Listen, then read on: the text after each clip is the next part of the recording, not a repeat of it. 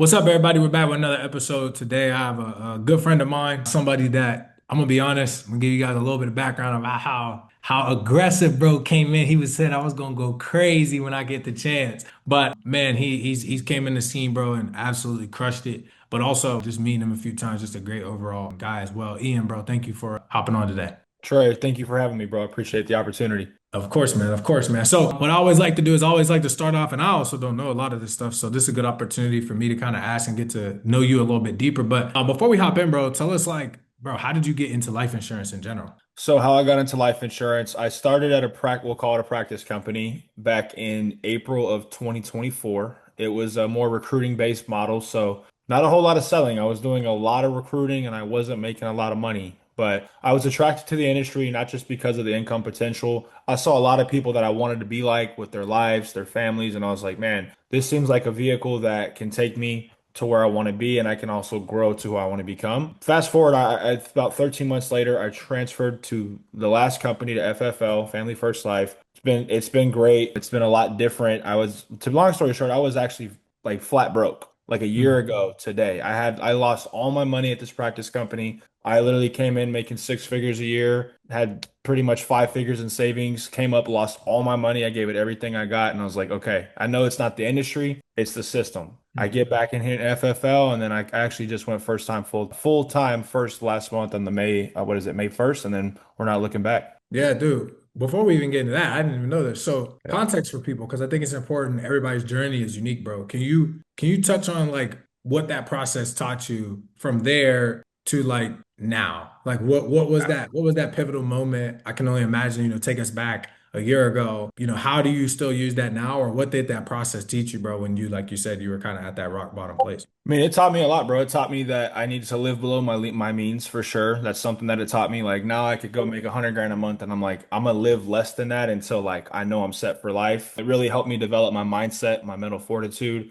Taught me how to recruit really well because that's just about all we were doing. So like I haven't even started recruiting here, but I really know how to help people, get them a vision, understand that people vie into the vision more than they do in just the material things. So I mean, it helped my mindset go from linking like a seat, like a what was it, like a independent contractor or an employee into an actual business owner, someone that can Mm. develop people. And I guess what I'm taking from that, like what it's given me, is that I realize I can go through anything. I've been through that, and I plan on if I've been that rock bottom, I know it's only up from here. You know what I'm saying? Yeah, dude, 100%, bro. I think I've been there without diving into my story, but I feel like that is honestly, in my opinion, it's important for everybody to go there. They gotta touch that at least once and in their own way, not in any sort of like sinister way, but I think it's important for people to go through the process and be able to develop because it makes you, a much better person overall. So, Humbling. dude, so I want to take another step back real quick. Can you tell us about like, I want to know about your first 30 days when you were in your practice company, and then I want to talk about your first 30 days here and just walk me through the difference. Like, how was Yep. it, man? Were you afraid to dial? Like, what did it look like, when you first started your first 30? And in my opinion, you kind of like restarted again. Oh yeah. And what did it look like when you did, your last 30, bro? Yeah, so my first 30 was really just training. Like at that last company, we would always be at meetings. You'd always be learning how to go prospect. That's how you generate phone numbers for potential clients, for potential agents that you're going to recruit. So I learned a lot about like the first 30 days, just getting my license took me 10 days. And then obviously learning the business as far as like, hey, this is how you prospect, make a phone call. This is how you do an in-home presentation. Because we didn't do like virtual sales like we do now. Best case scenario was like a Zoom call, but we would just tap into our warm market. But I had no warm market, bro. I'm talking, I had no, me and my boys came in at the same time and so we were just stealing each other's markets. So I was like, I was cooked from the Yeah, beginning. I yeah. was like, I got to go prospect. I was getting like 100 numbers, 100 plus numbers a week, bro. And I was like, nah, this ain't working. So now fast forward to my first 30 days here, I kind of took a more conservative approach because I mean, I started with literally no money in my bank account. And I was very intentional about learning the script, learning the right way how to sell life insurance, practicing constantly with my upline. My girl was an agent at one point. Like we're just practice drill rehearsing, making sure that I do it the right way. And then I bought my first pack of leads in September. Dude, I should have probably bought some age leads at first, but I just kept buying fresh leads off the rip. I'm like, and I lost so much money because I didn't know what I was doing. But it was good to learn, you know. Yeah. Dude, 100%. Let's talk about that real quick because I tell everybody to start with age leads. Can you walk somebody through why did you say that? What do you feel like you learned and what do you feel like if you could go back and have changed just a few things, why would you have gone back and did age to start rather than fresh, bro? Sure. So I'll tell you why my mindset why I went into fresh is because I've been in sales for 9 years in the remodeling industry and I do nothing but phone sales. So I'm like, man, Mhm. I'm good. I got this. And like I got Yeah. it. We're in a better system now. I got the skills. Let's put it together. But like it's a different industry, number one, than what I'm used to. And I just you want to have if you're gonna have a margin for error, it needs to be with something where you're not gonna spend as much money, right? Like if you get 1,000 leads for $1, like let's just say $1 a pop lead, yeah, they're not gonna be as good. You're gonna have to bump your head a lot to learn, to grow, to try to even get a sale. But like your first couple weeks in the business needs to be to focus on learning, not on earning, if that makes sense. Right. Yep. So, but 100%. my mindset was like, I need to make money. And bro, I made so many mistakes. Like I remember telling people like about waiting periods before they even asked. Like I was doing the craziest stuff, and I'm like, anybody could have sold this policy. Like so, but what it taught me though is that like my margin error was so small because I was paying 25, $30 a lead off the rip and losing money.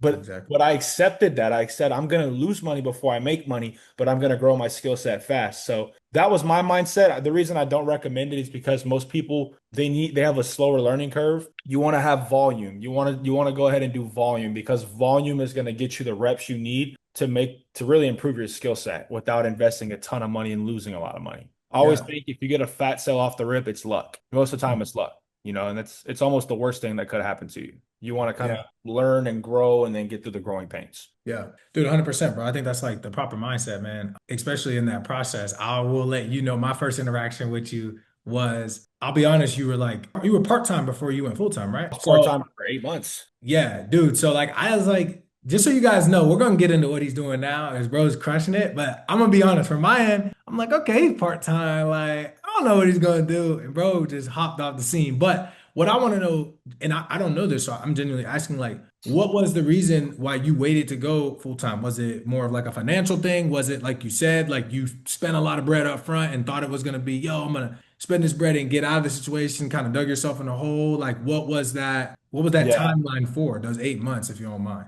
Bro, I was dodging the repo man. I Mm. was in debt, personal debt. I owed my friends money. Like I've never been, I'm 28, bro. I was 27 in a weird financial position where I'd been making money and then I lost all of it. And I was like, okay, right now I got to build up the capital because I see what top producers are spending on leads and they're spending 4, 6, 8, 10 grand a month. I'm like, well, I know I have a mortgage. I help my work with the rents. Like I have a lot of bills. So I was like, I need to make sure I have like 2 months of bills and heavy lead spend. And I had a lot of stuff to pay off just debt wise. So I stacked up bread, killed it at my job, had a couple 5-figure months and had some 5 figures months part time in this business as well. Stacked up the bread. And I'm like, all right, I'll spend all of this money on leads my first month if I got to. So it was really just building the capital while also simultaneously building the skill set and learning the ins and outs of this actual business model and what the insurance industry is supposed to actually look like. Yeah, just for context, y'all, I didn't know. First of all, this is my first time hearing this, but he was just hitting me, y'all, like, yo, Trey, I'm getting on these leads, bro. Just know I'm gonna get on these leads. I'm like, okay, okay. And then Really? bro just hopped off, man, and went crazy. But it makes sense now that I'm listening to you because even just the way you talk, and I didn't know you were 28. Like I'm 29. You know what I mean? Obviously, without disclaiming the whole team and whatnot, like it's a age range on the squad, bro. But everybody's killers. You know what I mean? But I can tell that you have that business savviness to be strategic enough to say, like, I gotta have this much set aside. I know I gotta invest this, and I also need to prepare properly, having a family, having things that you gotta take care of, bro. So I definitely understand. So I want to, before we get into currently, during that 8 months and you were refining your skills, what were you learning? Like, what was that? Because obviously you come from a practice company where you're not really ripping the same way you are here. Yeah. What were some of the things that you had to unlearn, and then some of the new things that you had to learn before you were ready to make that full jump? You're asking what are some of the things that I had to unlearn and then what I had to learn in this business model? Is that what you're saying? Correct. That's correct. So some of the things I had to unlearn was like the way we sell, right? And theirs is more like crusade driven, which when I say crusade driven, I mean like they're selling financial, legacy. We're selling you legacy, right? We're going to sell you a huge term policy, a huge IUL policy. And I Mm, believe in life insurance. I have a lot of life insurance personally, but if you're selling a 65-year-old granny, she ain't going to get no $500,000 life insurance policy. Some people want legacy, but not everybody can afford legacy, bro. They need to have their final expenses covered, right? Or they right. need a mortgage protected. And so I had to unlearn that process because basically all we would pitch is term and IUL, and the majority of the demographic of people that I sit in front of, they can't qualify for those products because of their age or their health. So it doesn't even make sense. So Mhm. what I had to learn coming into this, different style of pitching. We're like, it was also all in home. So like I would go recruit you, Trey, and then I'm sitting with mom and pops at the dinner table and we're going to sell them a policy, right? Mm, Versus okay. now we call a lead that requested like, but that was framed as a training, right? Oh, hey, we're going to train your son. We're going to teach him how to sell life insurance. Completely different to where someone called me asking for life insurance. So like I first couple of days, I'm learning the application process. I'm learning underwriting, which is crucial. I can't tell you how many times I quote somebody with this company and they're cooked and I can't even take them there. And I'm like, I lost a sale because I went, they got a $50 increase. Like, Right. so I had to learn how to run apps, how to navigate through that. I had to learn how the actual underwriting process, which is like so important for what we do. Obviously, how to upsell, how to know how to downsell, know when to walk away from a deal. I had lots of chargebacks because I was overselling or I just, someone you're like, I think I can afford it. I was like, well, okay, yeah, we'll get this in place for you. It's like, nah, bro, you got to learn when to walk away. And so, yeah, I guess I learned the entire sales process. It's a lot different. And I just learned like the final expense market. And I was like, okay, now I know how to actually make money. Yeah, dude, 100%, bro. I want to break a few of those things down. You talked about underwriting. What are three quick key points that you'd give to any agent for like being able to get really good at underwriting?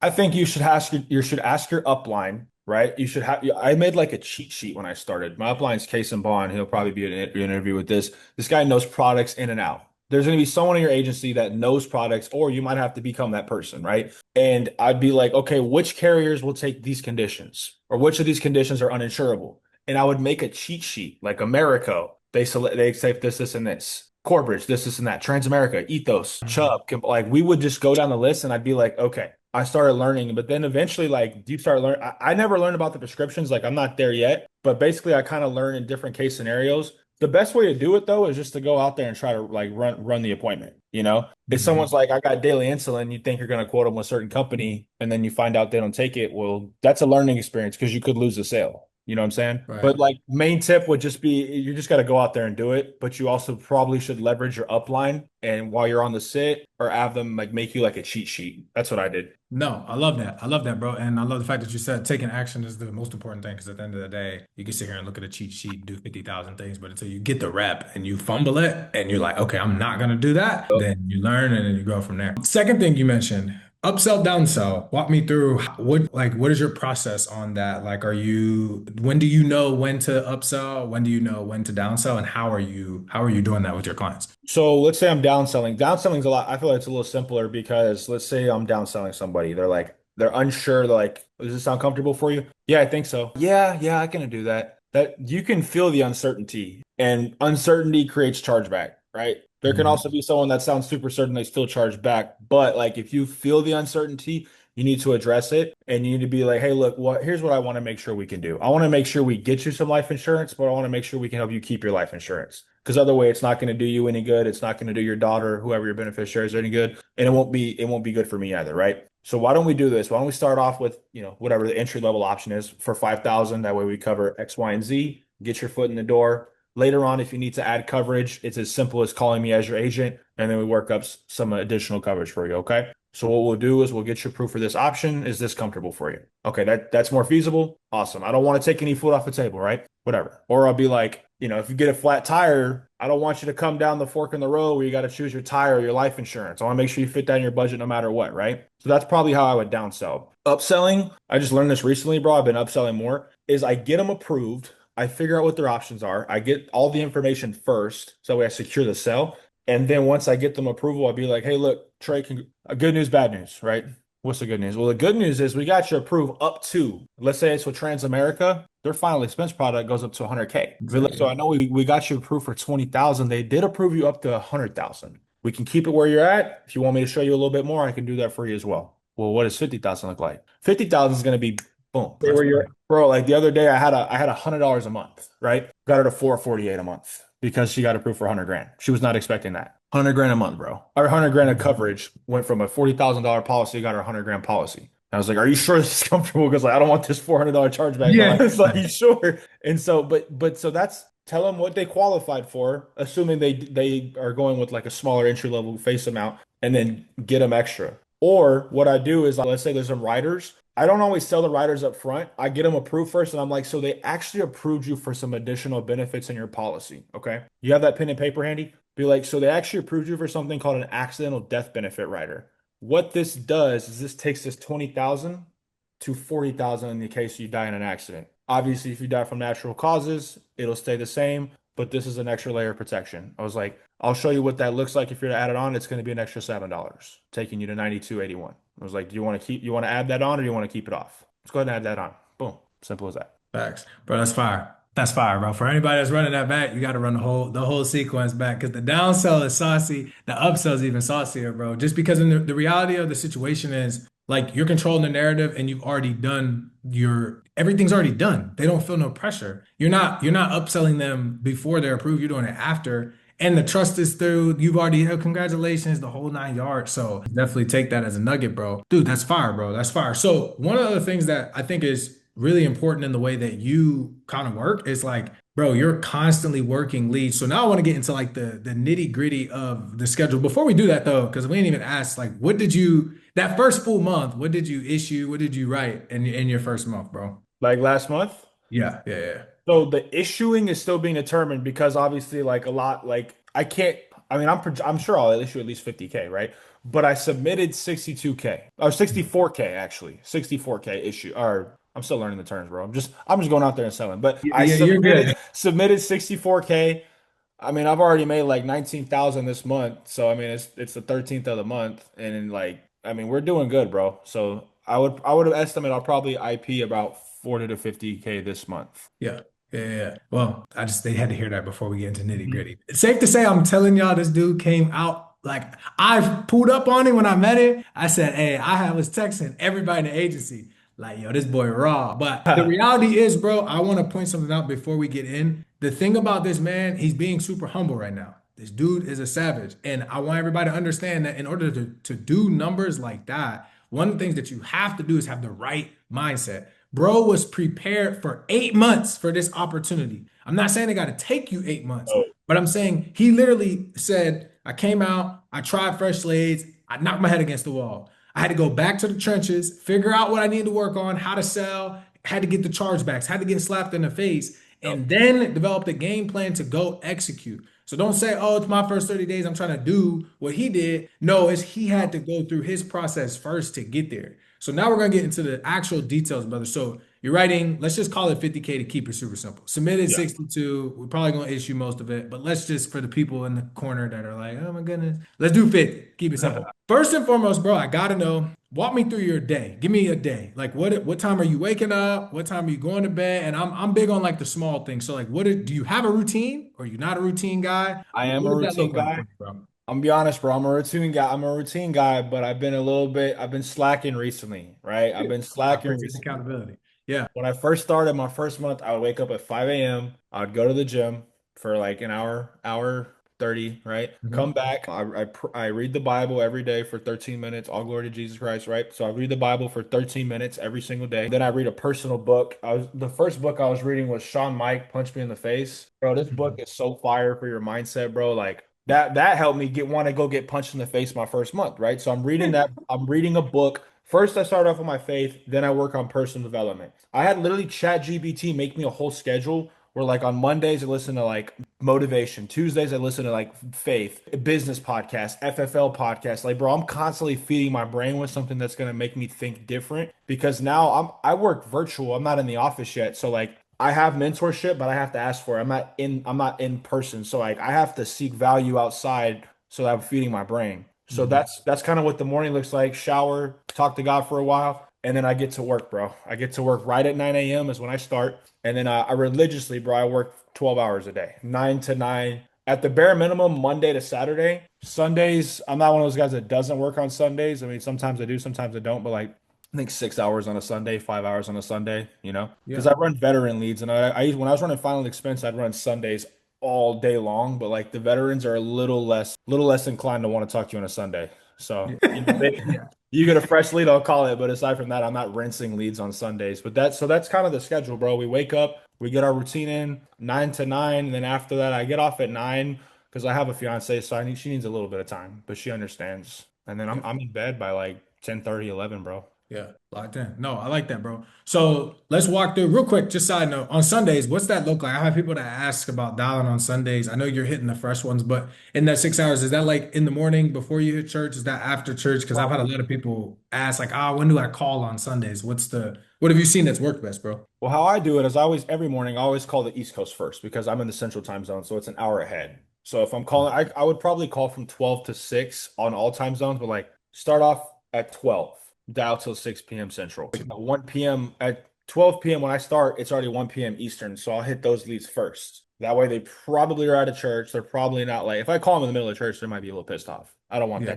that. But exactly. I just go through my thing, But sometimes Sundays are for rebuild, like resetting. They're for strategy. They're for like, okay, what are my targets this week? Yo, I gotta get some admin stuff handled because I don't have a staff yet. I have to do some back end stuff, and I just kind of prepare my week. But if I'm dialing, it's just 12 to 6. At the end of the night, I'll probably lay low again. Like sometimes you got to sit back and sell yourself the dream too, bro. Like that's one thing I don't do enough, bro. Like I love the work, so I don't have to live in the dream because I love working, bro. But it can get tiring, bro. So you got to sell yourself the dream. So sometimes we'll go to open house, we'll do things to be like, yo, that fires me up. Now I have something to look forward to this week, bro. You know what I'm saying? Yeah, do know 100%, bro. Me and my wife, we call it a mental diet, man. Randomly on Sundays, bro, we'll just ride around. We'll pick 3 million plus cribs, bro. Just geo track on Zillow. Go find where there's a bunch of them. Pull up, make sure it ain't no like gates or a lot of them, bro. We just ride around, bro. Sometimes we get out the car and just walk, bro. You know what I mean? And just talk, bro, and like soak it in, bro. Make sure that you see, like, okay, God, like this is what you're doing. All right, cool. Like Holy Spirit's gonna give you those nuggets throughout the week because you already put yourself there. So side note, that's fire. Now let's talk about dialing. So how are you working leads, bro? You're waking up, let's call it Monday. You did your reset, did what you need to do. You're on the drip lead, so they're coming in. You just buying leads galore. And then Monday comes. Are you working from bottom to top? Are you starting from the top? Are you hitting the newest ones that came in? Like, how are you starting at 9? What is your first, like, what is your process? And then how are you just working methodically throughout the day, bro? So when I first started, when I didn't have as much of a surplus of leads, I would just go from bottom to top on the East Coast and work Mhm. all my East Coast leads on my different sheets, right? I would go East Coast, bottom top, and then Central, then Mountain, then Pacific time zone. Then if it's like, some Alaska, you don't get a whole lot of Alaska and Hawaii fresh leads. It's just you don't get those. Then I'll dial some of those. Then I go back by the end of that. It's probably 3 or 4 Central. It's getting late on the Eastern. Go through, swoop them back up and do the same thing again. Because legally, you can call someone 3 times in a day. After that, you're going to get spammed. And I already do get spammed all the time, but I'm dialing like that. Now, though, that I have so many leads and I have leads that are like a month and a half old that haven't been picking up, I'm like, "Ah, do I want to call this guy? Like, this is a last resort." So now I'm going freshest Eastern leads from like 3 weeks. Then I go and then I do it, but a shorter time frame. Then once I go through those, then I go back to the older leads. And then that's what I do. But by the evening, though, let's just say like 6, 7 central. If I've already gone through my leads a couple of times, then I start dialing age leads. I start dialing leads in the Mountain time zone, Pacific time zone, Alaskan, Hawaiian time zone. So that way I have inventory, bro. So your whole goal is just I'm hitting numbers, bro. Like I'm I'm hitting hitting. everything. I'm not the best at sales, bro. There's guys in my agency that can sell life insurance at a higher level than I can, but if I outwork them and I outinvest them, then my skill set will catch up, and then I'll be able to slowly work the leads in a different, more efficient way. Yeah. Dude, are you calling off of yourself? Yeah, I got my personal. I don't know. I call it my business phone right here, bro. I got two Mhm. numbers on it, but I need to get a dialer, bro, because I'm literally on. I can't even FaceTime audio nobody right now, bro. It happens like every other week. I'm spammed. Damn. Yeah, Yeah, yeah, yeah. the grind. We need to get you in the dollars. Okay, cool. So now let's step into the intro real quick, bro. What are you saying on the intro? Are you saying something different for like a lead if it's brand new or if it's aged? Or are you treating it all the same? And then you don't have to say the intro verbatim, but just walk me through your sales process at a high level, like from intro to qualification. Are you giving them your Yeah. credentials? How are you building value? How are you closing? Are you pitching three options? Like this is where you can go masterclass, bro, and kind of take over for the next 5 minutes or so, 10 Yeah. minutes and give us game, bro, on how to close, bro. I'll give you the intros. Why not? Right. I mean, it's nothing crazy, right? I call veteran leads. Veterans are typically more firm men. They don't want you to be like, "Hi, this is Trey." You got to have some bass in your voice, right? So let's say it's a fresh lead. Hi, Trey. Yeah, Hey, Trey. This is Ian, the Veterans Life Specialist here in Texas, sir. How's it going? I'm doing all right. Good. Yeah, staying out of trouble. Yeah. I'm doing good, man. How can I help you? That's good. Trey, I was giving you a ring here. I just got the request you had sent in for the Veterans Life Insurance. Looks like you had put Melissa down here as your beneficiary. Is that correct? Yeah, that's me. Yep. And it looks like you served in the U.S. Army. Is that correct as well? Yep. 20 years. 20 years. Okay. Well, sounds like you served and then some. Yes, sir. Yes, sir. Okay. So, Trey, if you can kind of fill me in here, when you sent in that request, what was the main concern? Were you wanted to just cover those final expenses or leave a little something extra behind for Melissa there? Yeah, I was looking to leave some money behind for Melissa. And, also I have some previous coverage that I think may have expired. So it says something about like up to 50,000 life insurance, something like that. Gotcha. Okay. And then we can go in depth there, but like, I Yeah. just want to give you the intro, right? From there, Yeah. I'll address each thing individually, but that's the intro for the fresh. The age is similar, but like, you have to keep them on an age. These guys have been called. You don't know if they're not interested. It's a little bit different. So I'll call you an age lead. Hi, Trey. Yeah. Who is this? Hey, Trey, this is Ian, the Veterans Life Specialist here in Mississippi. How's it going? Doing good. What is this about? Yes, Trey, and I have to apologize in advance for the delay. We've been super backed up here at the office for the last few weeks, but we received a request you sent in a while back for the Veterans Life Insurance. Looks like your branch of service was the Army. Is that correct? Yeah. Okay, gotcha. And then can you go ahead and confirm your years of service with me, Trey? 10 years. Gotcha. Well, I appreciate your service, Trey. And so for you, if you can kind of fill me in, boom, same thing, bro. Yeah, right. And then you just rip. Yeah. Okay. I love, bro. The age leads are good for policy replacements, right? Because they might have some crappy policy, and they'll be like, I already got that taken care of. Smooth as butter. I'm like, no, Trey, that's actually exactly why I was giving you a call. Whichever agent had set you up with your policy, they actually didn't update your file. I'm sure you've been getting slammed with phone calls. Let me go ahead and update that for you so you can stop getting phone calls. Do you remember the name of the company we would have set you up with? I got it with True Stage. True Stage. Okay. And then ballpark, how much coverage did you get set up with that? Okay, gotcha. 50,000. Okay. And what do they have you paying per month? Just so I can Right. update everything for you. Right. Like, well, yeah. 150. Curious stuff. I mean, that's a little expensive for your age. You are 80, you're 65, right? Yeah. You don't have like any cancer, heart attack, stroke history, do you? No. Yeah, so and then just transition and be like, because what I'm looking at here, it looks like you should be paying a lot less. Let me ask you a question, Trey, because I don't want to waste your time or mine. If I could potentially save you more money for the same coverage that you have, or get you more coverage for the same price you're paying, I'm assuming you'd be open to that if I can, right? Yeah. Okay, so do me a favor. Why don't you grab a pen and piece of paper? Well, take control, bro. Like that's the age. The age ones are, yeah, that's how I take control in age. Now, to start with the process, right? You come in with the intro, right? You confirm whatever information, whether that's beneficiary, if it's like a regularly doesn't have that, you confirm the branch of service. From there, you're gonna always confirm the beneficiary, branch of service, ask for the years. That way there's like a level of credibility, like, okay, this is niched to to being a veteran, right? And then after that, we'll just kind of build the value of like, okay, so what are you looking to accomplish here? Is it final expenses, leave some money behind, you got some mortgage you want to get paid off, shaved down, whatever. Okay, I got you. So you want to take care of the final expenses. I mean, are you like most veterans, right? You're putting them in a box so they feel like if they don't have the coverage, they're left out. Are you like most veterans where they have some sort of coverage, or you kind of start from square one here, Trey?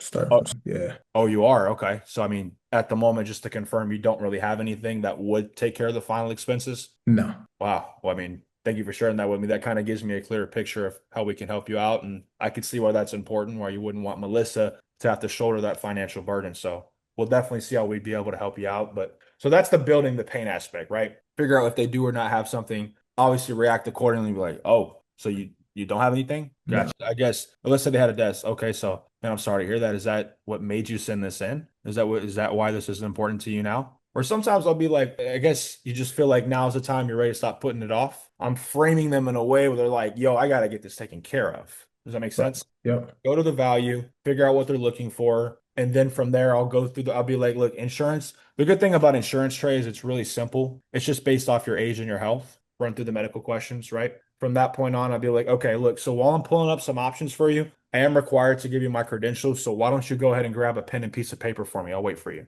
Just being assertive, bro, right? They grab Hmm. the paper, go to the medical. I have them write down my name, phone number, NPN, send them a picture of my license. At that point, then I transition into the budget. I'd be like, obviously, everybody wants to have the lowest price on any life insurance, right? But just so I can get an understanding of how much coverage we can get you, what do you want it to keep the monthly budget under? Are you wanting to keep it under 300, 200, 150 a month, more or less than that, whatever. And then boom, start go off the options. And then Mm. after that, transition to the app. So I'll be like, okay, so for you, I guess obviously when you're looking at those three options, Trey, I'm sure one of them sticks out more than the others and would make more sense for you. Which one would that be for you? The option A. Okay, and then just to confirm, that was for the 10,000 for the 6381 a month, correct? Okay. And I know you said you don't have any life insurance any right now, so are you familiar with how this works? You want me to fill you in there? Yeah, no, I'm pretty new to it. Okay. Yeah, it's real simple. It's not like the old days. You don't have to, don't worry, we're not going to send you to an office where you get your finger pricked for blood or you have to take a urine test, right?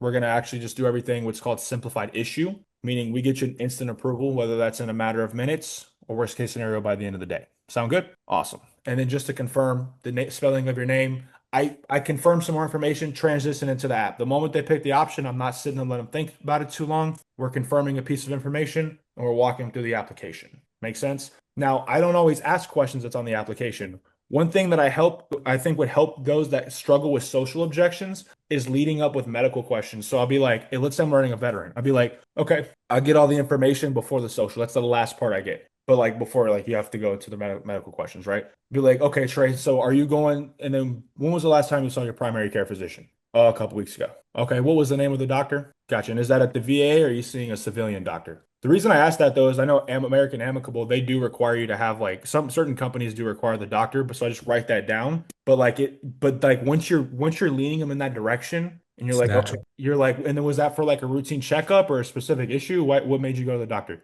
Great. Any new prescriptions? Like it's a little more thorough, but that way and then be like, okay, now just so they can run that medical background check and work on getting you this approval, what would be a good social to attach to a policy? Always get it, bro.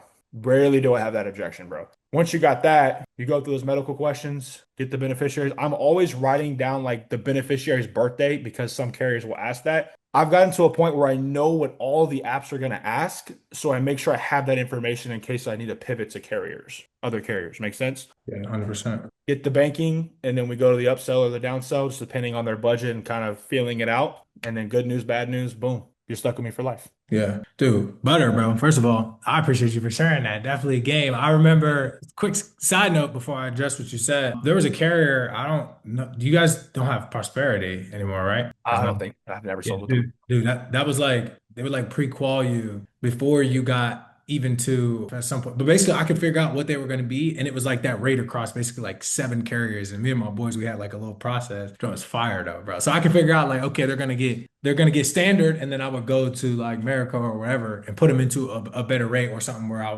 could get whatever I'm looking for. So, but dude, that's fire. What you writing everything down, and I actually really like how you frame that with kind of associating that process to what they're already used to, when you're already in that doctor's office or whatever, so they can kind of feel the naturalness of that. So now I want to transition to something that I think is super important, which is I want to ask you about Lead Lab. We talked about the sale. We gotta finish out strong, bro. So first of all, I'm gonna let you take the floor a little bit, but can you tell us about, man, just tell us about your experience with this, brother. Like for people that don't know, because we have so many people that watch these interviews that they're kind of like they see our ads or they're even in the community. They bought like age leads, but they're buying fresh leads from another company, and they're like, I don't know. But as somebody who's a part of an amazing agency, I'm super close to the owner, etc. We won't dive too much into that. But your experience, bro, like even over the past 8 months of being kind of a part of this process, can you walk people through like, man, what can they expect, bro, if they buy leads from Agent Lead Lab or just work with us, brother? I mean, it's a very smooth, streamlined process. Like the way you guys do it is so professional. Like you have a staff working with you. It's not like the left hand doesn't know what the right hand is doing. You know what I mean? Like everything is linear, meaning like everybody's on the same page, which is I think is phenomenal because there's nothing worse when you're like, I hit up Trey and then one of his team members doesn't know what the hell he's talking about, right? It's never like that. It's everybody's on the same page, very good communication. If you have an issue, which rarely ever happens, but you can, hey, this is what's going on. How can we address this? They're on it. They're on it so fast. And I really appreciate y'all for that. Because there's other companies that I've bought leads from before I was with you guys, working with you guys, buying leads from you guys that you gotta cross your fingers that you hope something gets resolved, bro. You know what I Yeah. mean? And one thing I know with me being in the agency that I'm in, you allow us to see the ads, which is like, you know what I'm saying? Like obviously before I buy a lead, I want to know like what, at least what it looks like. So I trust you guys, but if it's like, hey, free life insurance, I'm not buying those leads, bro. Like respectfully. So I Facts. mean, it's a great streamlined communication. If you ever have an issue, it's going to get resolved. Or it's going to provide you with some type of clarity as why that might have happened and how they're going to resolve it going forward. Lead quality is fire. Like rarely do I get people asking me if it's free. Like some people just don't matter what people have like like a free. They think everything's free, but right. But like these leads are high intent. Like whether it's an age lead that just never pick up the phone, I get on the phone, it's like a fresh lead. Or if it's the campaigns where they're ripping every single week and I'm on a retainer, those are fire. Or if I've got to buy a pack of leads to get some extra lead flow, everything's solid, bro. People know what they're getting into when they pick up the phone. They just got to pick up 100%. the phone. They just got to pick it up. When they get Yeah, it, it's the right. facts, bro. So last thing, bro, and this doesn't have to be about Lead Lab. It can just be about in general, man. I want the floor to be yours. Just talk to people, bro. Talk to somebody who's watching this. They've been sitting here with us 45 minutes later. They've watched this whole video. What's like some nuggets or just game about this space, bro, about leads, about sales that you can give to that agent who may be watching this new agent, seasoned agent, whoever it is that you think's important, bro? I mean, I'll tell you this, man. Like, if you're gonna do something, whether you're part-time or full-time, you gotta have an all-in mentality, bro. It don't matter if you're in insurance, if you're in basketball, if you are a fisherman, like whatever you do, you gotta attack it like it's every single day is your last day. And like this is the only thing that's gonna pave the way out, if you will. You gotta have that dog mentality. You gotta have a competitor mentality. If someone's doing better than you gotta ask yourself, why not me, bro? Like Russell Westbrook, he'd be like, I don't know. He's like, why not me? Like, I have that mentality. If I see someone producing 100K a month, you got to be like, dude, I can make a few tweaks, I'm there. And what I tell anybody in the industry, any industry that you're in, is that if what you lack in skill set, you make up for in volume. Like, if someone has been doing this for 10 years, how are you going to catch up with them? You got to front load. Like, you got to go out there and you got to work 20 times as hard up front and be okay with it and not expecting your results, but you get better every day. You get better every day. You keep that up, your skill set incrementally increases naturally, right? Outside of the work, you got to invest into your skill set, whether that's, training with different agents, leveraging people, or just learning from sales trainers, right? I had to do all that. But then once your skill set is up, what most people do is their work goes down. That's why people don't have exponential growth. You have to keep working like you're broke. And when your skill set's high and your work ethic is high, that's when you have explosion. That's when you have momentum. And the scariest thing that you can stop is momentum, bro. Because that thing is so hard to ramp back up. I've stopped and started so many times, bro. And you don't ever want to lose momentum once you had it. And the best way to do that is by keep putting in the work. There's a fine line between burning yourself out, but at the end of the day, if you have a big enough vision, the work never stops, bro. So if for my part timers, hey, I did it, bro. I issued like 35K one month on part-time basis. So it's not like you can't do it, but you have to have the mindset of like, when is my exit plan? When am I going full time? Otherwise, it won't work for you. So like that's my advice, but it really just comes down to what's in between the ears, bro. With this business, it's gonna expose you. This business will expose you for what you are and for what you aren't. So you got to constantly be in the lab. You got to be around changing your associations, changing your habits. Because if you don't, all that stuff's gonna fall to the wayside, and you're gonna get passed up. And I want to be the best of the best, bro. So I'm not trying to let anybody pass me up, bro. Yeah, 100%, bro. Well, that's why I rock with you, bro. You got that mindset. So Bro. I already know it, done, man. So, bro, I appreciate you for hopping on. Everybody for watching. Thank you. If you have questions, you want to hit us up, get in contact with your rep, and we will see you guys next time. Peace. Appreciate it, bro.